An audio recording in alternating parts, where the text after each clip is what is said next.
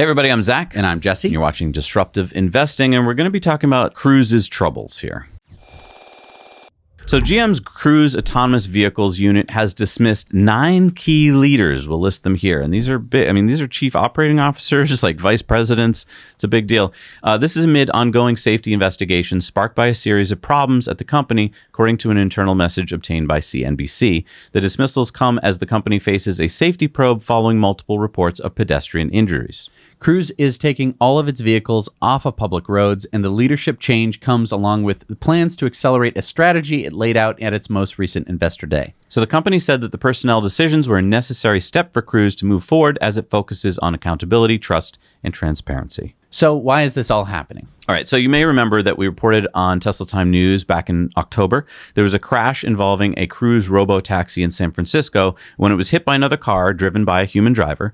But that after that initial accident, the Cruise vehicle proceeded to run over a pedestrian who had been hit in that first accident, and she was laying in the street. So the Cruise vehicle proceeded to drag her 20 feet when it continued to drive at about 7 miles an hour. It just seemed to not know that person was a person. And that pedestrian information wasn't immediately provided to regulators. So the California Department of Motor Vehicles regulators, they got really upset that Cruise had allegedly misrepresented and omitted key information about the accident. And according to Cruise's new president, Mo Elishawani, because remember, their previous president, the founder, left, these 9 executives are just the tip of the iceberg in the company's efforts to strategize its operations. I don't know what that means. It's another one of those marketing terms. It's a fun way to say we're going to fire a whole bunch of people because we were burning too much money. Maybe, yeah. GM spokesperson said the personnel decisions made today are a necessary step for Cruise to move forward as it focuses on accountability, trust, and transparency.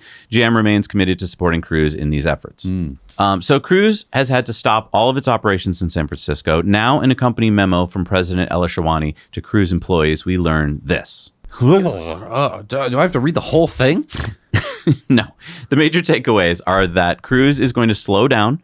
They're going to lay off 24% of their full-time cruisers, they call them. That's basically their employees, from field operations, commercial operations, all the way through corporate staffing. According to this letter, Cruise is going to stick to the Chevy Bolt platform, which, by the way, GM isn't going to be building for the next 2 years, so there'll be no new Bolts. They're going to stop working on that Origin M24 vehicle. Remember that kind of cool-looking no steering wheel vehicle? Box car. Right. Yeah. And by the way, we had just reported that they were going to do a partnership with Honda to launch 500 of those Origins in Tokyo, but I guess they're not doing that now? Maybe they were going to put those Origins on U.S. roads, but they went, oh, there's something wrong with them. Let's send them over to Japan. But they're not even making them now. So they're not going to be expanding into more than a dozen cities in 2024, like they said before?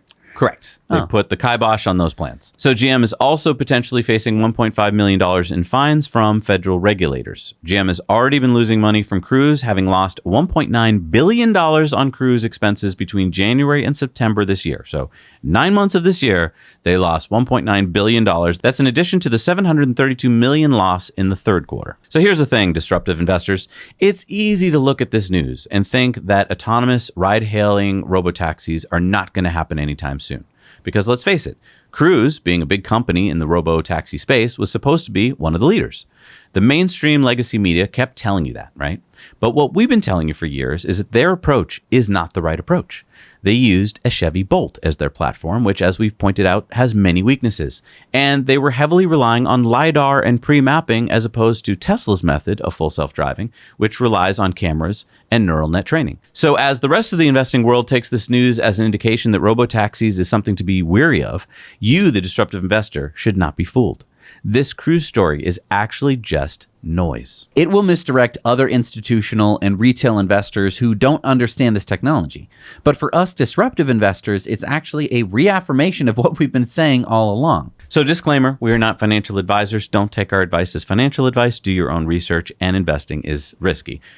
Tesla is working to create a robotaxi network. But unlike Cruise and Waymo, where the mainstream media could send out reporters who could actually go for rides in a Cruise or a Waymo, Tesla doesn't have any robotaxis at the moment. It's like Tesla is in stealth mode, even though they're not. You see, legacy media, for whatever reason, either because they're too stupid or too corrupt or their reporters aren't paid enough, end up misleading their readers and viewers into thinking that the leaders in the autonomous robotaxi space are Cruise and Waymo. So when Cruise falters, most mainstream investors start thinking that this represents robotaxi technology. And this is so typical of a startup that gets bought by a big legacy company like GM.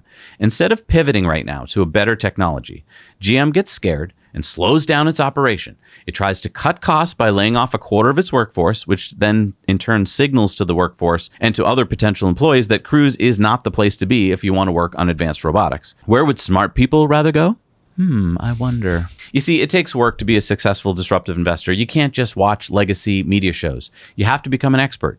Now, does that mean you have to go to school for 10 years and then go to work at another company doing that thing for 10 years more? No, that would be one way for sure, but obviously it would take too long. What I recommend doing is finding those people in the world who have a track record of being right and then follow them. That way you don't have to know everything that they know, but by watching and reading and learning from them, you can understand what's really going on. And then don't just follow them blindly. Take what they're saying and test it. Yeah. Test it yourself. Do your own little peer-reviewed study. In a lot of cases, this is going to be tricky because we're saying like, oh, Tesla knows what they're talking about. And I have a car that has full self-driving and I think that it's coming along great. Don't fucking listen to me. Okay? You don't have to take my word for it. Now, will you go out and go buy full self-driving for yourself in a Tesla car? Maybe not. But there are lots and lots of people who are actually doing the work, going out, testing full self-driving, putting it through its paces, seeing where it falters, seeing where it fails. You can do that too. And you can make your own conclusions from that. You don't just have to listen to what we're saying or what anybody else is saying. You can take that data and put it into your own thoughts and beliefs. And a little plug here for our Patreon Investor Club. If you want to help support the work we do and also get a tremendous benefit, you can join a group of hundreds of smart investors like yourself and get to share and learn by joining our Now You Know Investor Club Slack. That is where all these people go to talk about what's going on in the world of investing. And I urge you to join us at patreon.com/nowyouknow. There you will get our weekly Investor Club bonus videos. You'll get to join our Slack, and you'll get exclusive live stream interviews with CEOs and founders of companies where you'll get to join in and ask questions. And again, you have been misinformed by the legacy media because the legacy media, they do not go out and buy Teslas with full self-driving and test them out and tell you about it. They just don't do that. They don't even act like that's a real thing. Yeah, we're actually going to talk about this on the Investor Club bonus stories this week. There's a publication out there that is owned by a company that is kind of a competitor to Tesla. And so we're going to explain why they keep putting out stories that are so anti-Tesla. And once you see it, you can't unsee it. It's just so obvious. But to most investors out there, they don't know who owns what and which legacy media company owns that news section and is telling you this news. But once you see that they actually have a disincentive to tell you the truth, then you go, then why am I listening to them? Why are you listening to them? And the other thing is, if you want to do research now, like Jesse just mentioned, you don't have to go buy a Tesla, buy full self-driving, go driving every day. There are channels like Dirty Tesla and ours where we actually go test this stuff out. And so you can see what other experts in the field feel about the technology. Thank you so much for joining us on Disruptive Investing. We hope that this was informative. We're probably not going to see you next week, but we will see you the week after. So have a wonderful holidays. We'll see you then on Disruptive Investing.